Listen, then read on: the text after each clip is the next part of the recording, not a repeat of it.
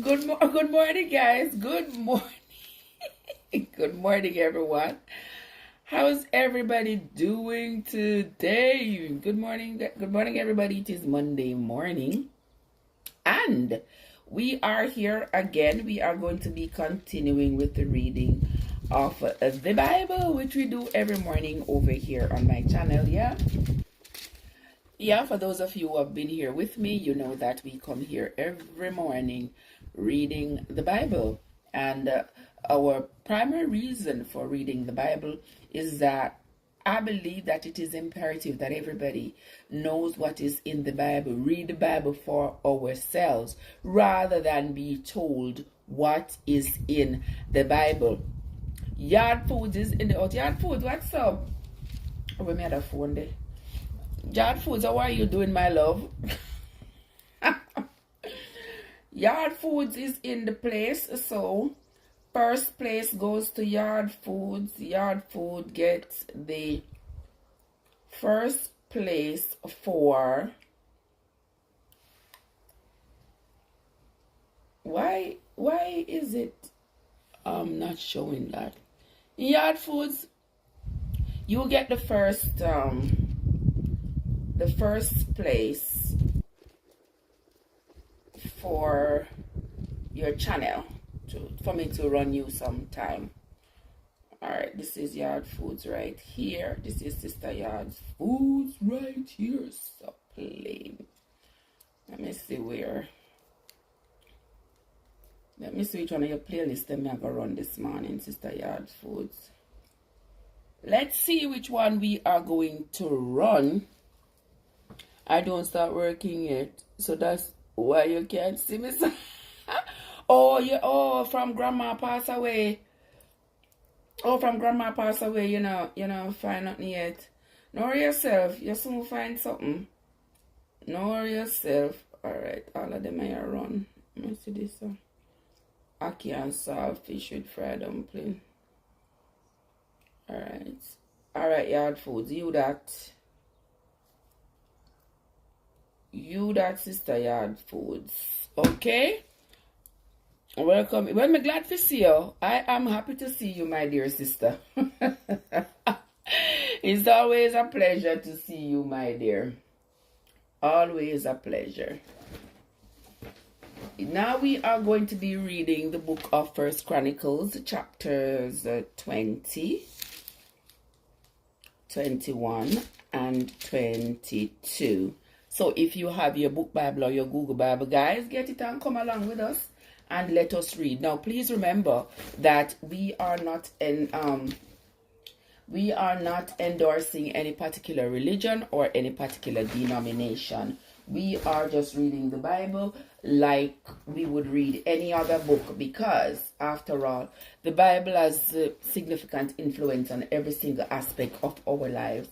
And I think we all should know what is in the Bible. So far as we have been reading the Bible from the book of Genesis, we have found some startling information in the Bible that we didn't know were in the Bible. But that is the good thing about reading, and that is why I love reading so much, because reading is filled with so much discovery. You find out so much when you read. Stuff you will never know before, and stuff you would probably never know if you never pick up a book. And what better book to pick up than the Bible? What better book to pick up than the Bible? So come along with us, guys. Get your book Bible or your Google Bible and come with us. Let us read. Let us familiarize ourselves with the contents of the Bible. All right, this morning we're going to be reading 1Chronicles chapter 20. And it came to pass that after the year was expired, at the time that kings go out to battle, Joab led forth the power of the army, and wasted the country of the children of Ammon, and came and besieged Rabbah. But David tarried at Jerusalem, and Joab smote Rabbah and destroyed it. Now remember, Joab was one of David's fiercest warriors. He was chosen among the 30. Remember, David had chosen 30 chief warriors, and then from that 30, he chose 3 chief warriors.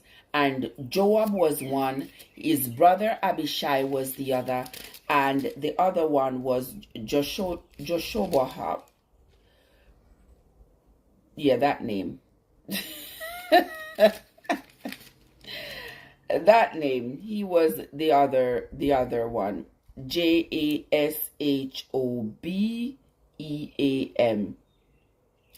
Jashobeam. Or Jashobeam, however they pronounce it. He was the third one. So David had chosen those 3 to be the leaders of the 30. Okay? Verse 2. And David took the crown of their king from off his head, and found it to weigh a talent of gold. And there were precious stones in it, and it was set upon David's head.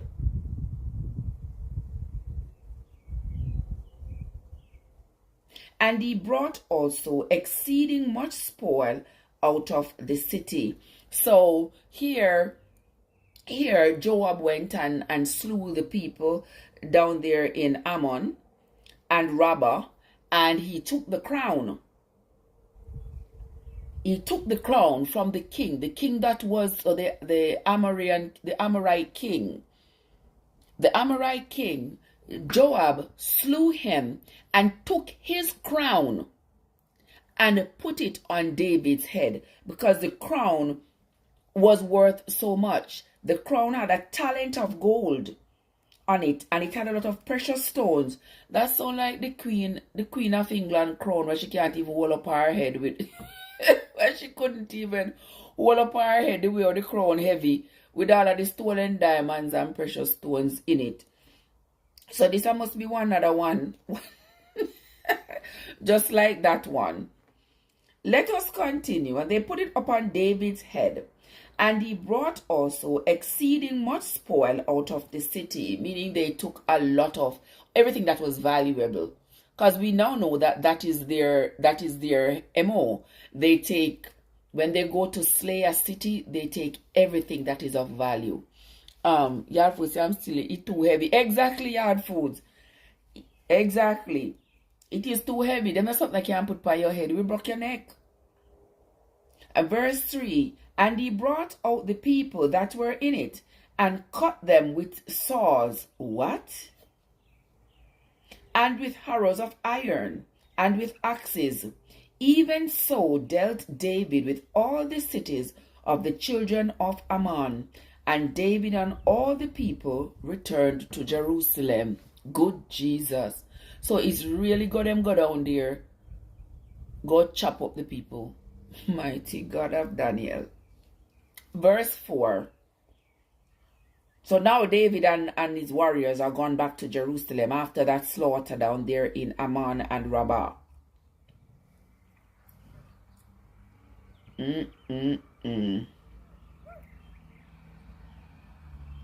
Wow.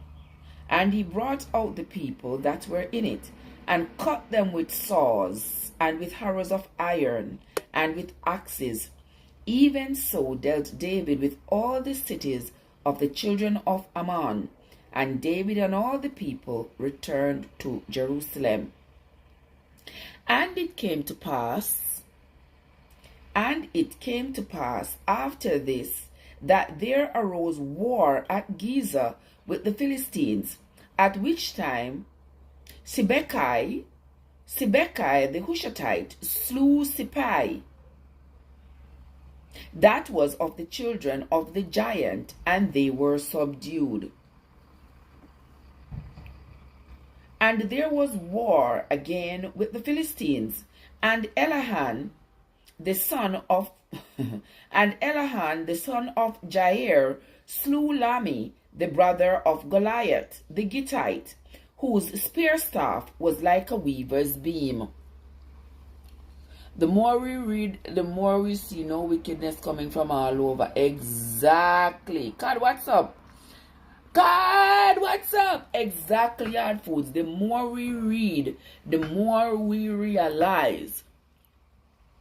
The more we realize that the wickedness is not new. The wickedness is not new. The cruelty, the heartlessness, it's not new. Let us read that again. And it came to pass after this, that there arose war at Giza with the Philistines, at which time Shebechai the Hushathite slew Sippai, that was of the children of the giant, and they were subdued. And there was war again with the Philistines, and Helahan the son of Jair slew Lami the brother of Goliath, the Gittite, whose spear staff was like a weaver's beam. And yet again there was war at Gath, where was a man of great stature, whose fingers and toes were 24. Okay, he had 24. He had 24 fingers and toes. That means he had 6 fingers on both hands and 6 toes on both feet. So he had 24 fingers and toes. Let's continue. This is verse 6. And yet again there was war in Gath, where was a man of great stature, whose fingers and toes were 24, 6 on each hand. And he also was the son of a giant. But when he defied Israel, Jonathan, the son of Shimei, David's brother, slew him. So Shimei was David's brother. Verse 8, and this is the last verse of chapter 20. There were born unto the giant in Gath, and they fell by the hand of David, and by the hand of his servants. That's the end of chapter 20 of the book of 1Chronicles. Welcome into the live, guys. For those of you who are just coming, welcome, welcome, welcome. Thank you all so much for coming. Thank you all so much for coming into the live. I sincerely appreciate you all. We are reading from the book of 1Chronicles, gentle people. Follow along with us with your book Bible or your Google Bible as we read. I must tell you this disclaimer: we do not endorse any particular religion or any particular denomination. What we are doing is reading the Bible for ourselves so that we can be familiar with its contents. All our lives we have been taught. We have been taught what is in the Bible. We have been told what is in the Bible. And many of us, the majority of us, have never read the Bible for ourselves. So we don't even know what's in the Bible. We just go to church, we hear the pastor preach, and we come out claiming that we feel refreshed and fulfilled because, whoa, what a sermon. We don't know. We don't have a clue. We've been taught Psalm 91, the 23rd Psalm. We've been taught St. Matthew 5 verse 9. We've been taught in the beginning God created the heaven and the earth. But we have never read the Bible ourselves to find out exactly what is in the Bible, what's the context of whatever verse it is that we have read, that we know of. We do not know. So that's why I believe it is imperative that we read the Bible ourselves so we can get the appropriate context for the verses that some of us can recite but don't know. What's the origin? Who spoke those words? To whom those words were spoken? And under what conditions were those words spoken? All right? So come along with me, guys. Come along with me. Get your book Bible, your Google Bible, and follow along. I'm not going fast enough because I'm not in a hurry. Ain't nobody running me down. So we're taking our time and going chapter by chapter. Here we are in the book of 1Chronicles, and we are going to move on to chapter 21. And Satan stood up against Israel and provoked David to number Israel. And David said to Joab and to the rulers of the people, Go, number Israel from Beersheba even to Dan, and bring the number of them to me, that I may know it. All right, so now David wants census to be taken. Yeah, David wants them to take up census now. So he tell all the rulers, go ahead and count all the people from Beersheba all the way to Dan. Count everybody and bring me the numbers.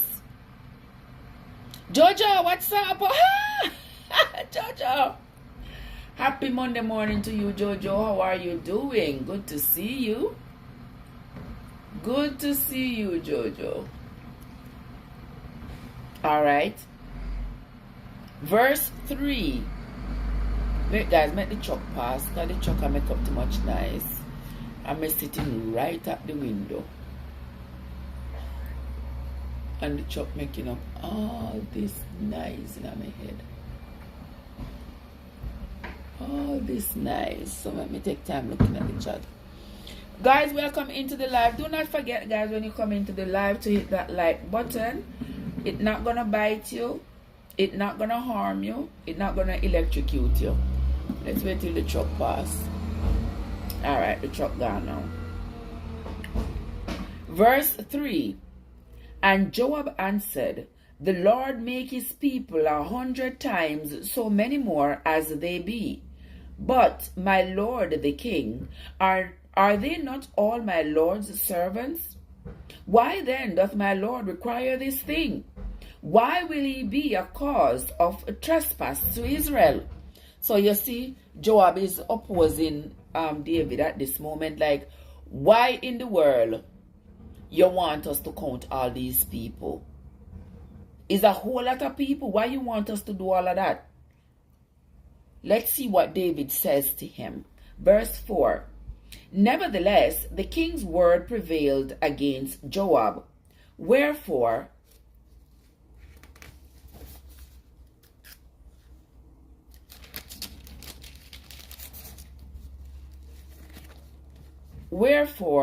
Joab departed and went throughout all Israel and came to Jerusalem. And Joab gave the sum of the number of the people unto David, and all they of Israel were 1,000,000, and 100,000 men that drew sword. Wow. 1,000,000. Then 1,000,000 and 1,000,000 that. Any guys, come on, do the math with me. And all they of Israel were 1,000,000 and 100,000. 1,000,000 and 100,000 men that drew sword.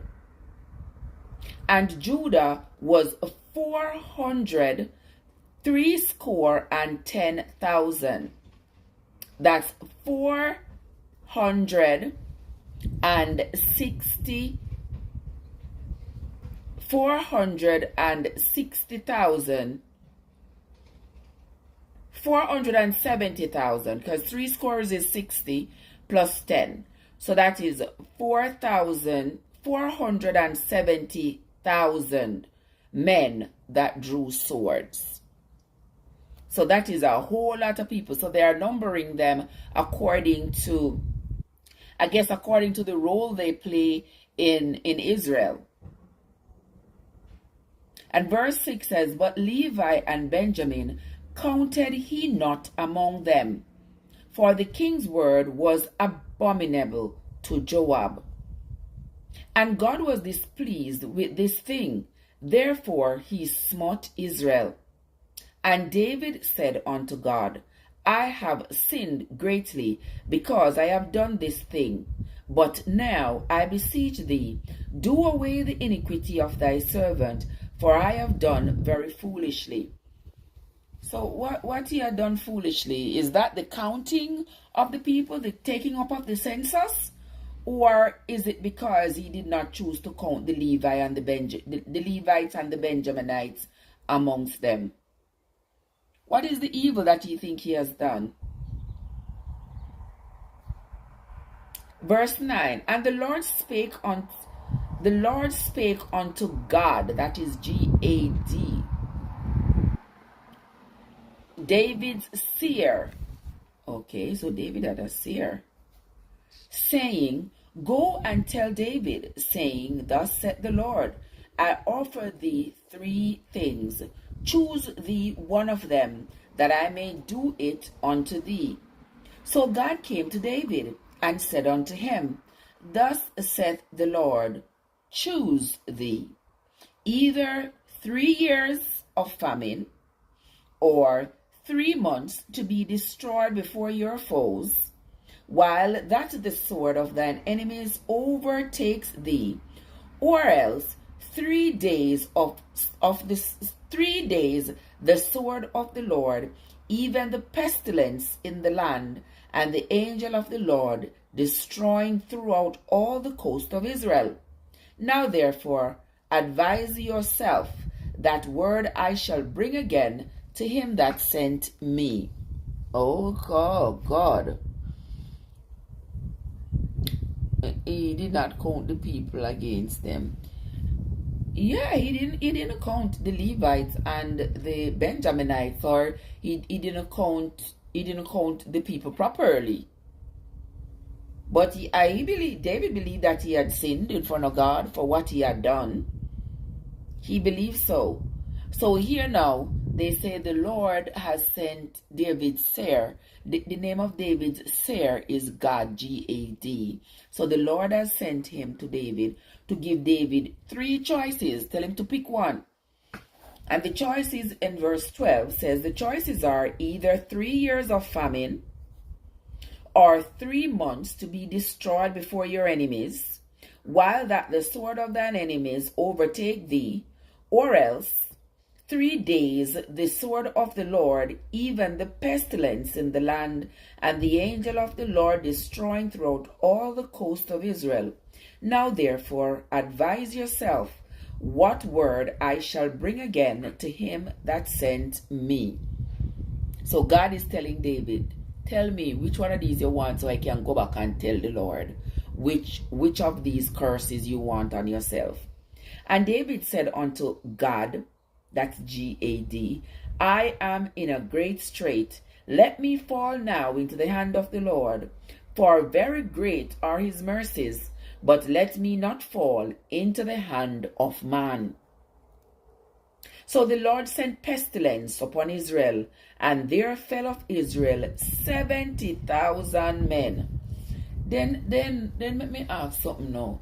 So just because David pick up the census, is it because he pick up the census why this curse is coming upon the whole of Israel?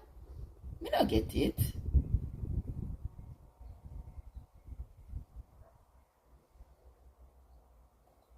Verse 15 says, and God sent an angel unto Jerusalem to destroy it.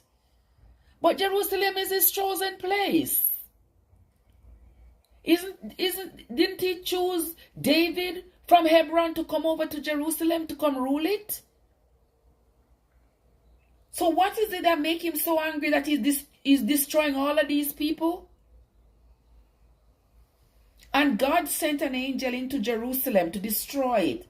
And as he was destroying, the Lord beheld, and he repented him of the evil, and said to the angel that destroyed, it is enough, stay now thine hand. And the angel of the Lord stood by the threshing floor of Ornan the Jebusite. And David lifted up his eyes and saw the angel of the Lord stand between the earth and the heaven, having a drawn sword in his hand, stretched out over Israel, over Jerusalem. Then David and the elders of Israel, who were clothed in sackcloth, fell upon their faces. And David said unto God, now this is God, G-O-D, Is it not I that commanded the people to be numbered? Yeah, so I was right. I'm like, if he's really angry that then count, God is angry that then count the people that they pick up a census. That's what I'm angry with David for. David said unto God, is it not I that commanded the people to be numbered? Even I it is that have sinned and done evil indeed. But as for these sheep, what have they done? Let thine hand, I pray thee, O Lord my God, be on me and on my father's house, but not on thy people, that they should be plagued. If this is not one of the weirdest stories me reading in the Bible, I don't know what else. Because I'm yet to find out what is so serious about picking up a census that David had to be punished so severely for having instructed his men to do the census. I don't know. But the Lord is so angry, he sent an angel to destroy Jerusalem. And he destroyed 70,000 men and was continuing to destroy the city. And David had to ask, what is it? I am the one who sent them to pick up the census. So why all this destruction is coming on the people? Let the destruction fall on me, because I am the one who sent them. I am the one who sent them to go pick up the census. And verse 19, verse 18, then the angel of the Lord commanded God. Now this is God, this is David's seer. So I want y'all to be careful when I say God, G-O-D, and when I say God, G-A-D. Because God is David's seer. This is the person who David consults to tell him what going to happen, what he think might happen. And then there is God, G-O-D. Then the angel of the Lord commanded God to say to David that David should go up and set up an altar unto the Lord in the threshing floor of Ornan the Jebusite. And David went up at the saying of God, which he spake in the name of the Lord. And Ornan turned back and saw the angel, and his 4 sons with him hid themselves. Now Ornan was threshing wheat. And as David came to Ornan, Ornan looked and saw David, and went out of the threshing floor, and bowed himself to David with his face to the ground. Did not count the people against them.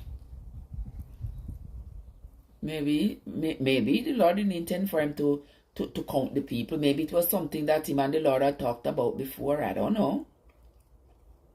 Then David said to Ornan, grant me the place of this threshing floor, that I may build an altar therein unto the Lord. Thou shalt grant it to me for the full price, that the plague may be stayed from the people. And Ornan said unto David, take it to thee, and let my lord the king do that which is good in his eyes. Lo, I give thee the oxen also for burnt offerings, and the threshing instruments for wood, and the wheat for the meat offering. I give it all.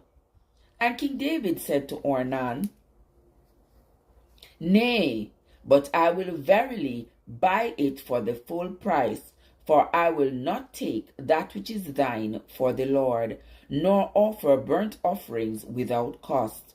So David gave to Ornan for the place 600 shekels of gold. And David built there an altar unto the Lord, and offered burnt offerings and peace offerings, and called upon the Lord. And he answered him from heaven by fire upon the altar of burnt offering. And the Lord commanded the angel, And he put up his sword again into the sheath thereof. At that time, when David saw that the Lord had answered him in the threshing floor of Ornan the Jebusite, then he sacrificed there. For the tabernacle of the Lord, which Moses made in the wilderness, and the Ark. Hold on there, gentle people, while I read. Let me just make sure the yard foods thing is running. The Aki and Saltfish and yard foods are from 3 years ago, you know. From 3 years ago, this is Aki and Saltfish. Verse 30. But David could not go before it to inquire of God, for he was afraid because of the sword of the angel of the Lord. So David become afraid because this angel that the Lord sent to come strike all of Jerusalem, this angel is going through and he is striking. He is just slaughtering people. So David is afraid of going in front of this angel of the Lord. Imagine that you are supposed to be God's chosen one. Because remember they said God chose David. And you make one little mistake. You make one little mistake and look at the revenge. The revenge is not just on you, but it is on the people. That you yourself have to go back and beg your God for mercy. You, an ordinary man, have to go and beg your God for mercy because your God is avenging you and all the people for your sins, for what he considers to be a sin by you having picked up the census. Rather interesting, isn't it? Very, very interesting. But we are going to continue. We are going to continue with the reading. We are going to be reading now chapter 22. We are on the book of 1Chronicles. For those of you who are just coming in, we are on the book of 1Chronicles. 1Chronicles chapter 22. Then David said, "This is the house of the Lord God, and this is the altar of the burnt offering for Israel." And David commanded to gather together the strangers that were in the land of Israel. And he set masons to hew wrought stones to build the house of God. And David prepared iron in abundance for the nails, for the doors of the gates, and for the joinings, and brass in abundance without weight. Also cedar trees in abundance for the Zidonians, and they of Tyre brought much cedar wood to David. And David said, "Solomon my son is young and tender, and the house that is to be built for the Lord must be exceedingly magnificent, of fame and of glory throughout all countries. I will therefore now make preparations for it." So David prepared abundantly before his death. Okay? So David was collecting all the best cedar, the best timber, the best gold and silver, and the best of everything. All the materials he was collecting to build the house of the Lord. He knew he wasn't going to live to see it. He wanted it to be spectacular. He wanted that house to be spectacular, and he knew he wasn't going to live to see it. So he was preparing his son Solomon, who was going to take over after him, to erect this building in the name of the Lord. Verse 6. Then he called for Solomon his son, and charged him to build a house for the Lord God of Israel. And David said to Solomon, "My son, as for me, it was in my mind to build a house unto the name of the Lord my God. But the word of the Lord came to me, saying, Thou hast shed blood abundantly, and hast made great wars. Thou shalt not build a house unto my name, because thou hast shed much blood upon the earth in my sight. Oh, so that's what the Lord tell David.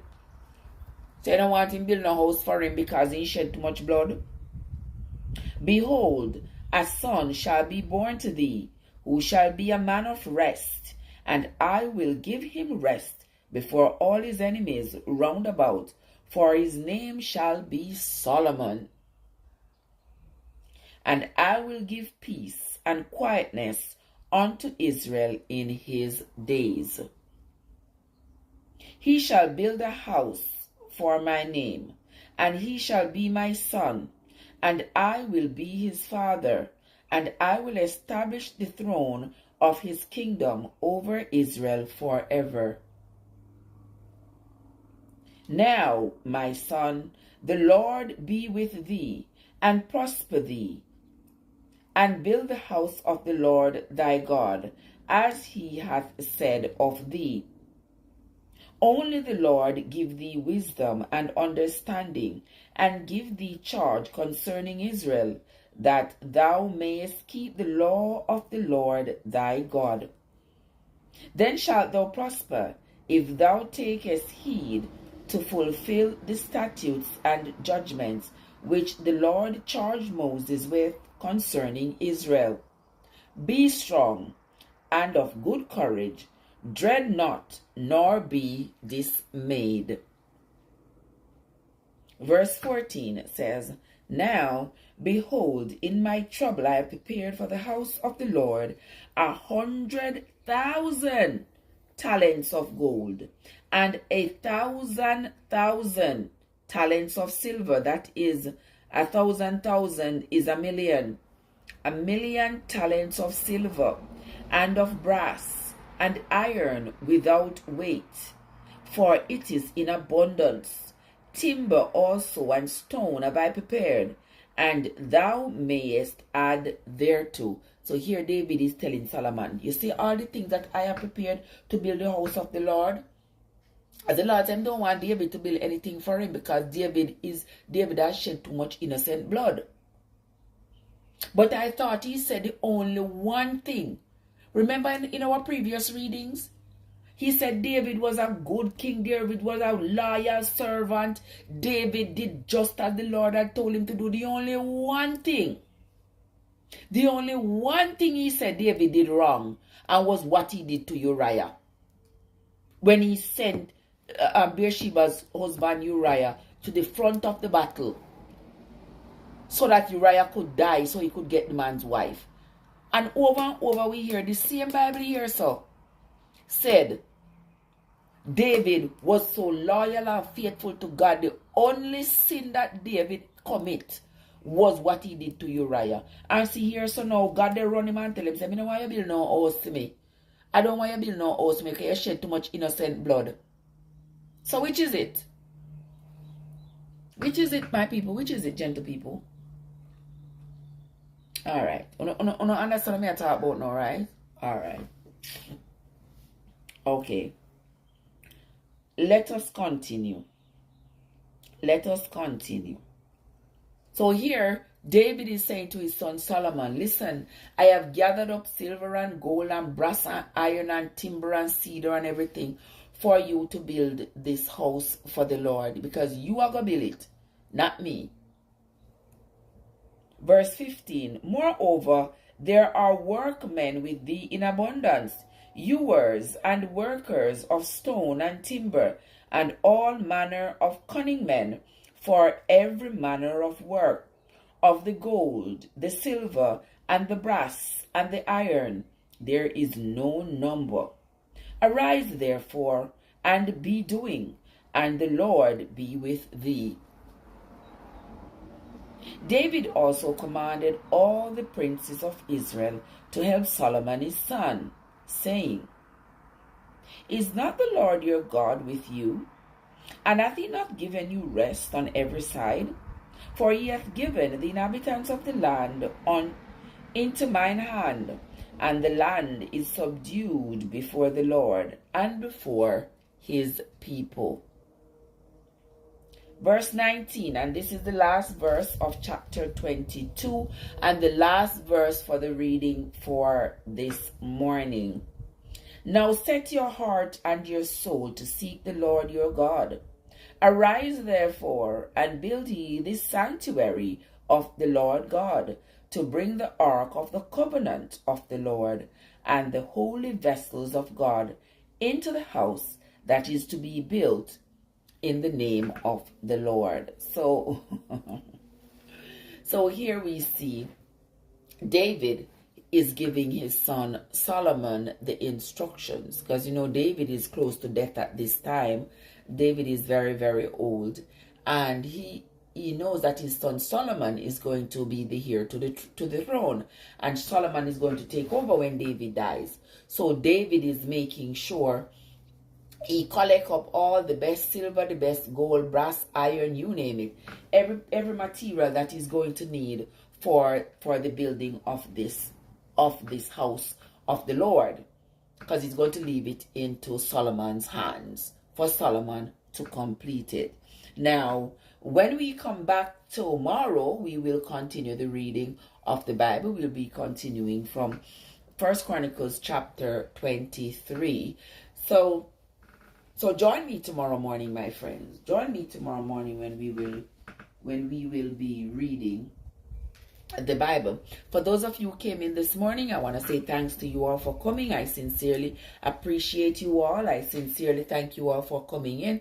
If you did not hit the like button on your way in, don't forget to hit the like button on your way out. All right? And that's going to be it from me for this morning, my friends. Until next time, this is Trev from Trevessence, where your journey matters. And don't forget, your Bible journey matters the most because of the influence that the Bible has on us. All right, guys? So that's going to be it for now. I will see you all sometime later today. Have yourselves a great Monday, everybody.